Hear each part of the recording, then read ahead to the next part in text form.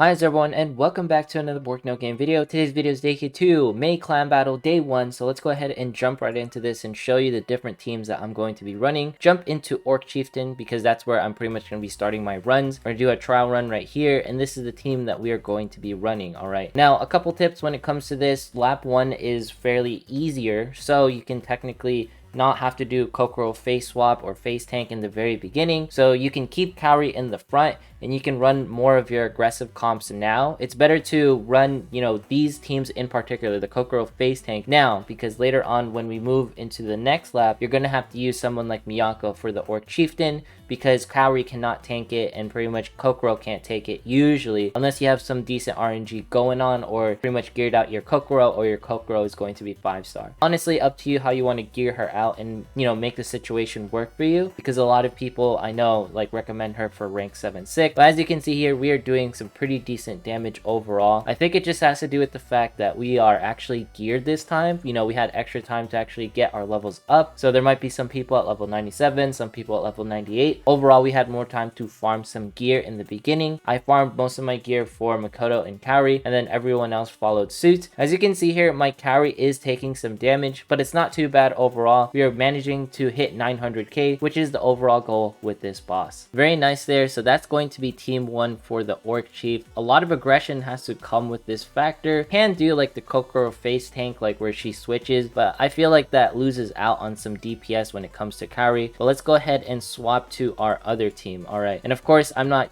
borrowing someone's units and stuff, but let's go ahead and borrow Makoto for this one so we can see a 5-star Makoto. And I want folks to borrow this one in particular, the one that has less power, most likely 11745, because that pretty much means that their Makoto is going to have the armor unequipped. You want your certain units like Makoto and Kaori not to have their armor piece equipped. I know that person earlier had a stronger Makoto because the other Makoto was, I believe, around 12,000, something like that. And unequipping that armor piece, or technically no armor left hand side, that's going to make it so that Makoto can deal her defense breaks at a faster rate. And that's also why Kaori is able to deal her, her UBs at a faster rate. It's one of those things that the small details that plans do in order to optimize their damage. Honestly, it's up to you whether you want to do it or not, but I've been seeing this has been working out for me, at least in the lap 1. In lap 2, I'm definitely going to be equipping that armor piece so that Makoto can pretty much have more survivability. Same with Kaori, and I also did it with Shori and Suzuna because I wanted to see if they can get their UBs off even faster. As you can see here, this unicorn on lap 1 is pretty forgiving.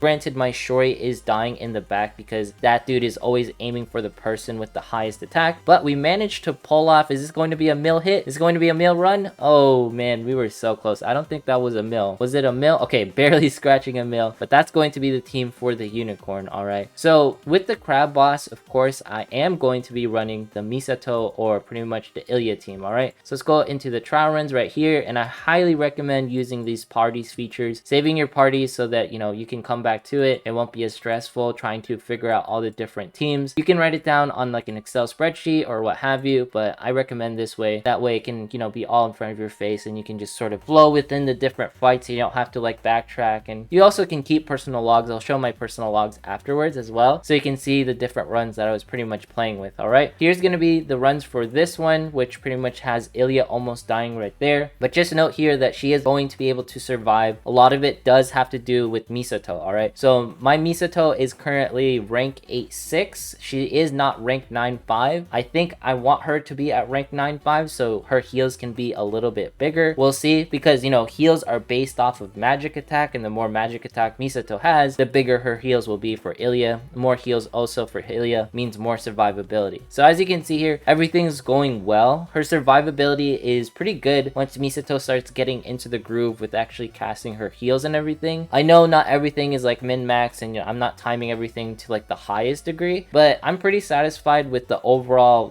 showcase of this team. It is, I think, better than running other hodgepodge teams that won't be as good, maybe a Mimi, Eriko, and other stuff like that. Being able to deal this damage roughly around 755k, sometimes if I get lucky around 800k, I think that's pretty good for a last team right there. So that's gonna be our teams. Let's go ahead and show off our personal logs in order to show you what I've been working with. All right, so here are gonna be my personal logs. As you can can see, this is the team that I was also running with Orc Chief with Hiyori. So let's go ahead and show off that one as well, because this one, it does require like a Hiyori. I know not a lot of people are building Hiyori because Hiyori is a much, you know, difficult character to build, and she's in arena and everything. But if you have her, she's going to be absolutely amazing. And then for this one, let's go ahead and bring the 11740, not the 1118 Kaori. All right, so just to make it more realistic, because I know I can't borrow Kaori, you know, or I can only use Kaori once. So as you can see here,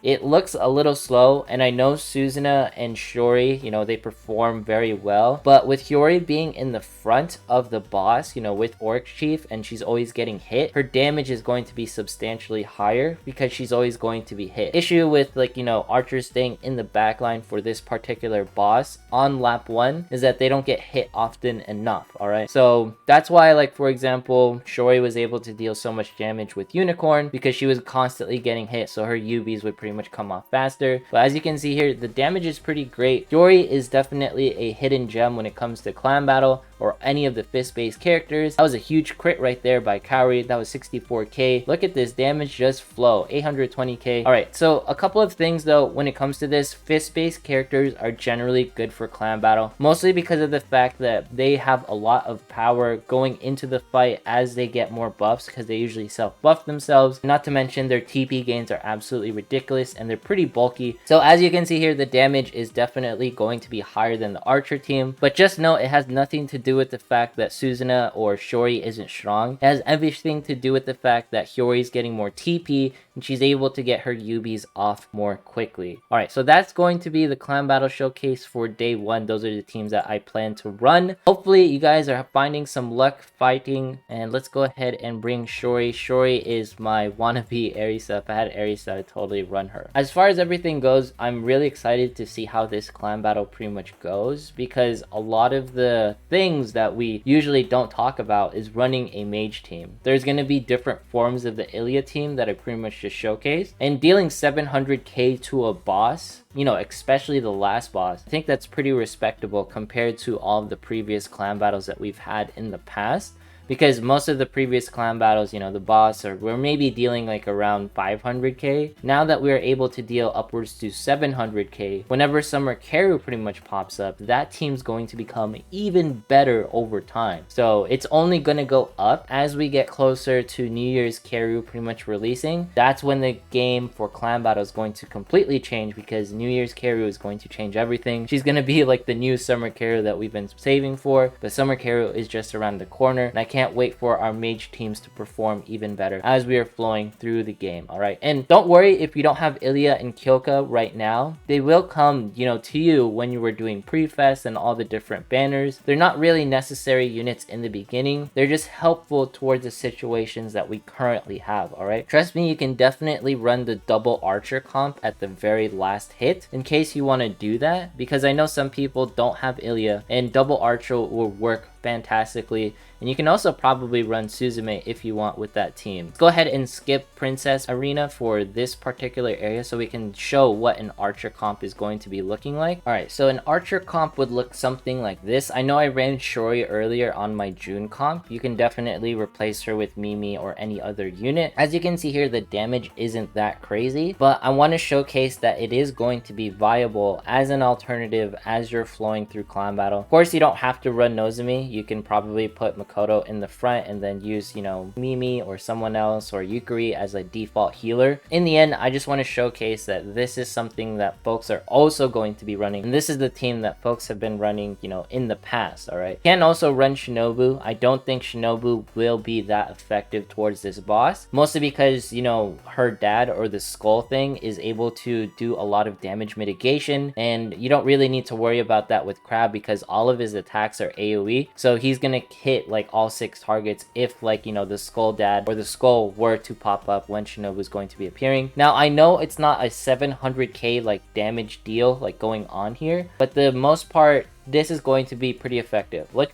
try this, run this team one more time without the Nozomi, and we'll run it with Yukari, alright? Alright, let's go ahead and click next right here, and then go to the crab boss one more time. Alright, this is gonna be our new team right here with Mimi with the double archer comp. You might be able to pull this off even better with Eriko, because Eriko has a high amounts of damage. I brought Yukari along because, you know, she provides heals, she provides a little bit of the shields when, you know, the boss does like magic attacks and stuff. So I feel like this is going to be advantageous, especially for lap 1 in particular, because in lap 1 the boss doesn't hit as hard. I know there's going to be better teams for double archer comp, but I just want to show my 2 cents, or pretty much throw my shoe in when it comes to running against this boss, because I know a lot of people will be struggling without the magic comp, and I want to provide as many alternatives as I can. Troy and Susanna aren't that necessary for those teams. You can run someone like Mimi, or someone like Eriko, or someone like Ray, or someone like Aquino. Aquino would actually work out very well with this comp in particular, because instead of Mimi, you could have Aquino who does heals and not to mention attack buffs. And you can already see there's a huge damage difference, because before we were